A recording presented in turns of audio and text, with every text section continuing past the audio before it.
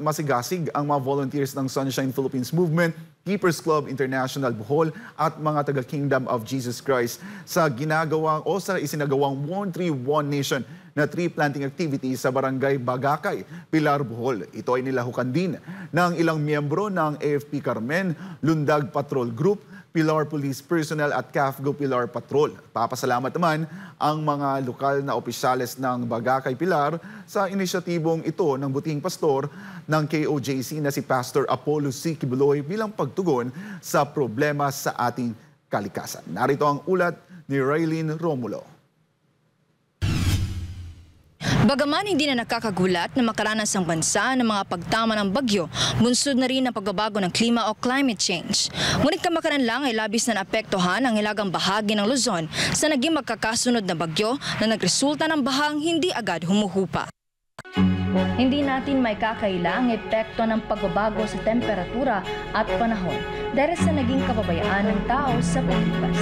Isa sa mga kadahilanan nito ay ang pagnipis at pagkaubos ng mga puno sa ating mga kagubatan na siya sanang nakatulong upang maiwasan ang mga pagbaha.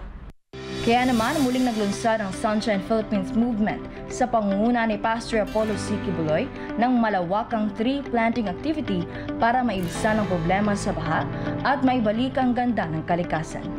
Ang nasabing aktibidad ay isa lamang sa mga proyekto na ginagawa ng SPM volunteers mula nang magsimula ito noong 2005. Isa sa napiling lugar ng SPM ay ang Barangay Bagakay sa Pilar, Bohol, kung saan nilahukan ng iba't ibang volunteers mula sa pribado at maging sa publikong sektor. Nasa mahigit 100 fruit trees ang naitanim sa nasabing lugar. Kaya naman laking pasasalamat ng mga opisyal ng barangay dahil maliban sa malaking tulong ito sa panunumbalik ng kanilang kagubatan na hinagupit ng bagyong Odette noong 2021, makakatulong din ito upang madagdagan ang mga punong namumunga ng prutas na pwede nilang mapakinabangan.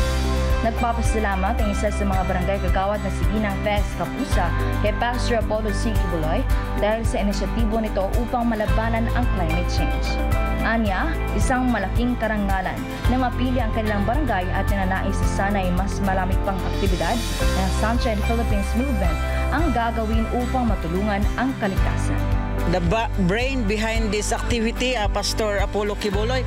Kami po ay nagpapasalamat sa ganitong uri, klaseng aktibidades nga ginawa di lang dito sa barangay namin. I believe yearly kayo nagpapagawa ng ganitong activities throughout the Philippines or even outside the Philippines.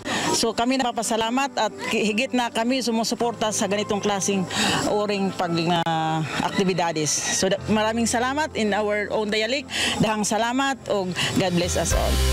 Bukod sa kanya, nagpapasalamat din ang Armed Forces of the Philippines sa Carmen dahil kabilang sila para sa isang makabuluhang gawain at nananawagan din sila sa ibang mamamayan na makilahok sa mga ganitong gawain upang maisaayos ang kapaligiran mula sa tuluyan nitong pagkasira. Amo ang pagkuan security o sa protect environmental ecological balance ug pagpananom sa kahoy ug pagbantay sa kahoy nga di pangputlon para naay maabot nga kung maglandslide makapugong sa yuta. Sa huli, namayani ang galak at tuwa ng bawat isang volunteer na kahit napakalayo ng lugar at mabato ang daan na kanilang tinatahak ay ninais pa rin nila ng pangalagaan ng ating kalikasan na siyang tungkulin at responsibilidad ng bawat isa.